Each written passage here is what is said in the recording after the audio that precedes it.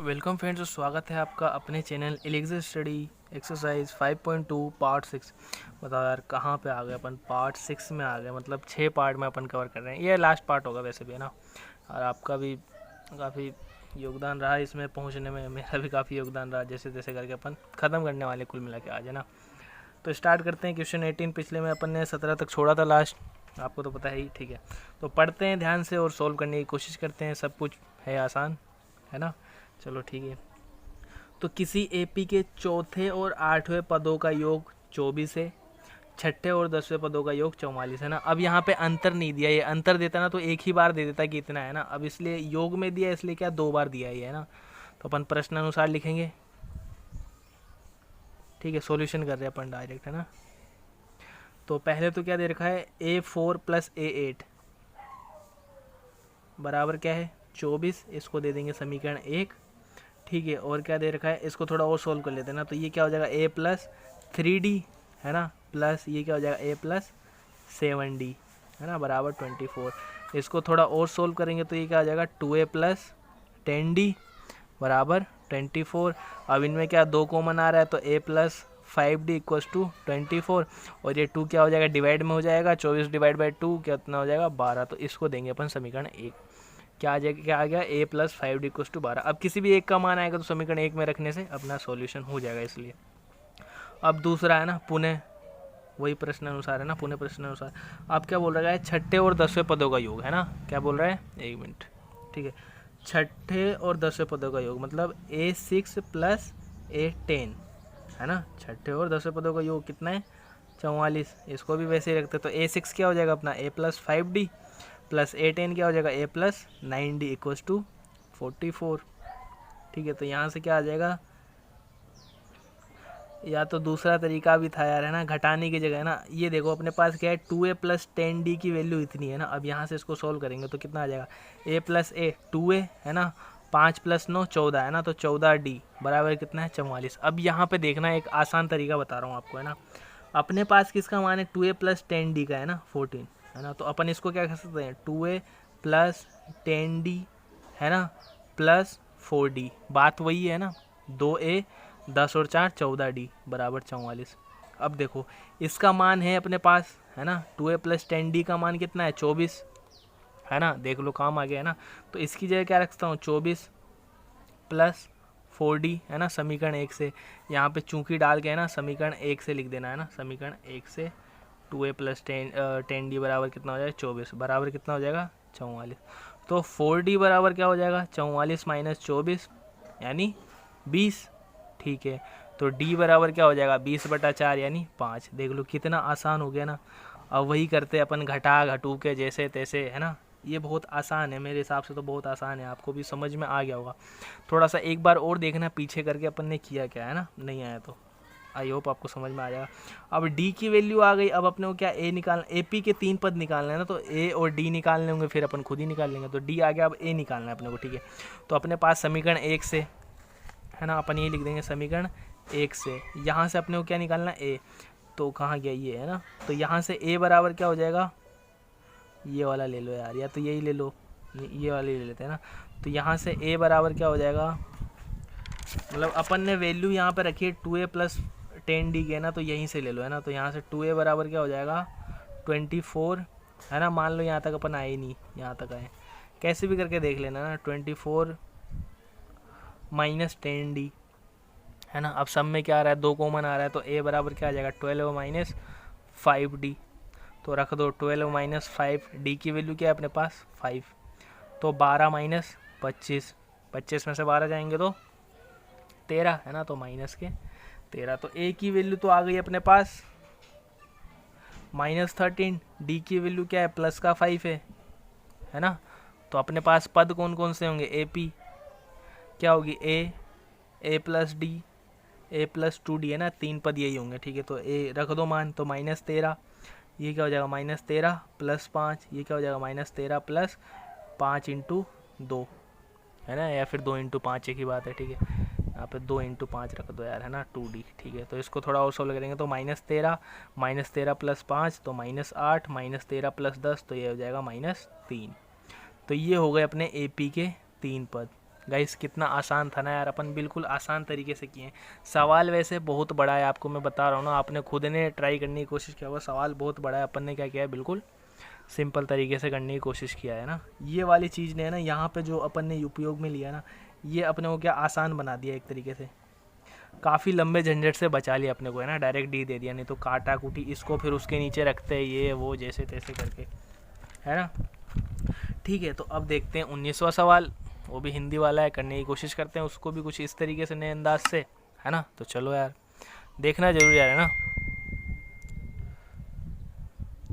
Okay so guys ये अपना 19th question है ना, सेकंड लास्ट। पढ़ते हैं, कोशिश करते हैं समझने की इसको भी, और फिर अपने तरीके अंदाज से करने की कोशिश करते हैं, ठीक है। तो सुब्बा राव, पहले तो यार व्यक्ति का नाम ही ऐसा है ना, सुब्बा राव ने 1995, ऐसा लगता है जैसे पुराने समय के क्या राजा महाराजा रहे हों, सुब्बा राव है ना, बापा राव वाले ऐसे करके। सुब्बा राव ने 1995 में 5,000 रुपये है ना, 5,000 रुपये की मासिक वेतन पद पर कार्य आरंभ किया। मतलब वो जॉब लगे, उनकी पहली सैलरी क्या थी, 5,000 रुपये, ठीक है। चलो ठीक है, प्रत्येक वर्ष 200 रुपये की वेतन वृद्धि प्राप्त हुई, मतलब हर वर्ष उनकी कितनी 200 रुपये बढ़ाई जाती थी, है ना। जैसे मान लो पहले वर्ष 5,000 है तो अगले वर्ष क्या होगी 5,200 ऐसे करके। तो किस वर्ष में उसका वेतन है ना यार, रिस्पेक्ट से बोलना चाहिए था इनको, उनका वेतन क्या होगा 7,000 रुपये होगा। तो सॉल्यूशन पता है ही आपको क्या करना है, क्या करना है बताओ। अरे यार एक तो ये पता नहीं ऐसे कैसे हो जाता है, ठीक है। पहले अपने को क्या करना है, एपी बनानी है, ठीक है। तो एपी तो पहले वर्ष क्या हो जाएगी 5,000, ठीक है। फिर दूसरे वर्ष क्या होगी बताओ 5,200, फिर 5,400, ऐसे करके कहाँ तक पहुँच गए वो 7,000 तक, है ना। 1995 में शुरू किए थे। वर्ष भी बताना है, तो वर्ष तो अपन बाद में बताएंगे, है ना।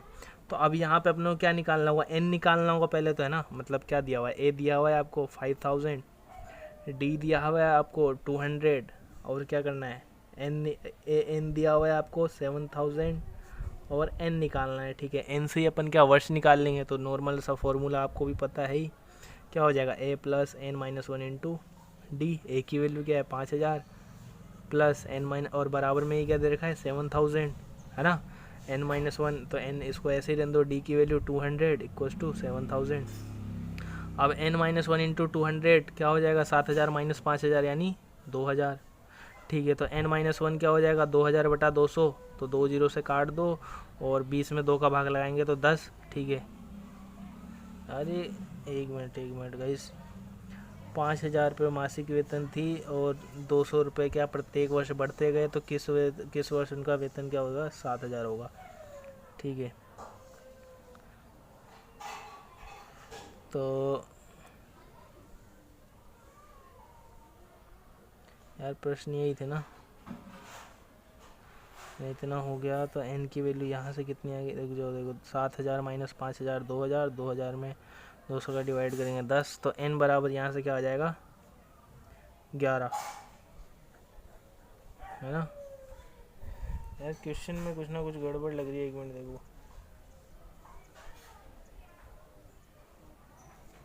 ठीक है।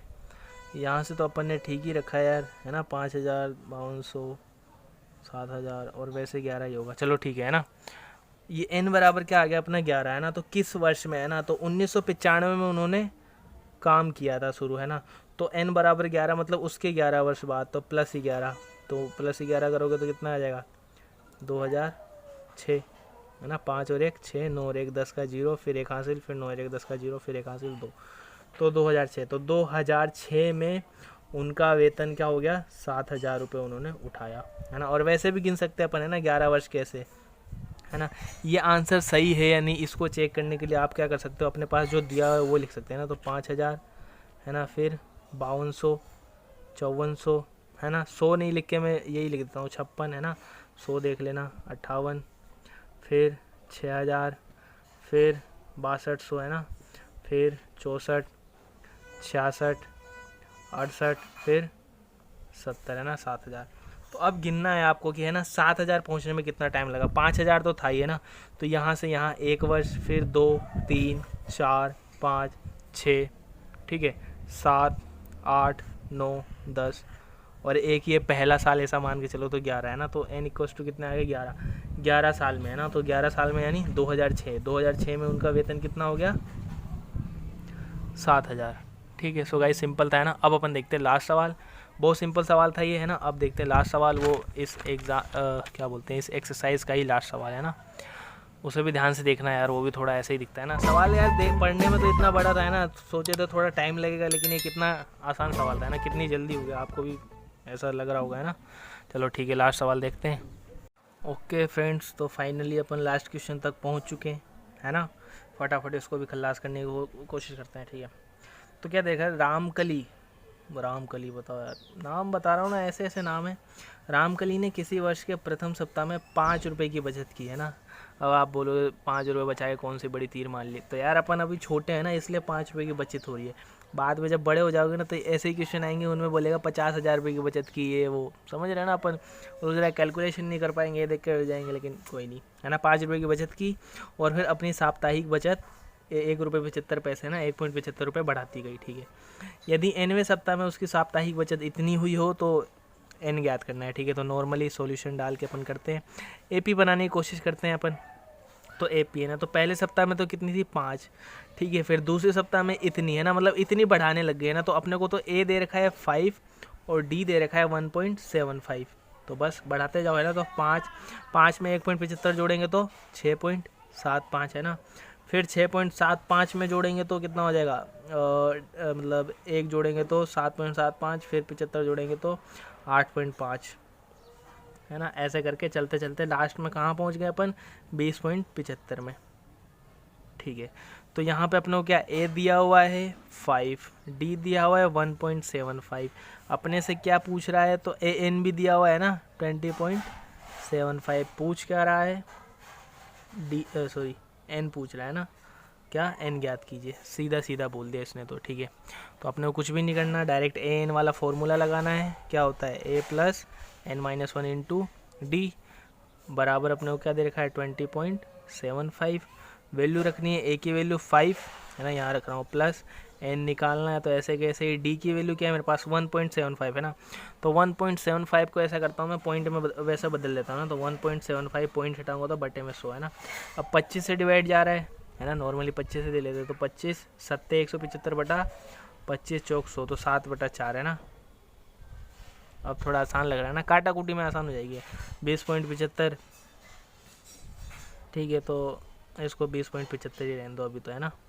तो n-1 इंटू 7/4 क्या आ जाएगा अपने पास, बताओ, है ना। n-1 इंटू 7/4 कहाँ गया,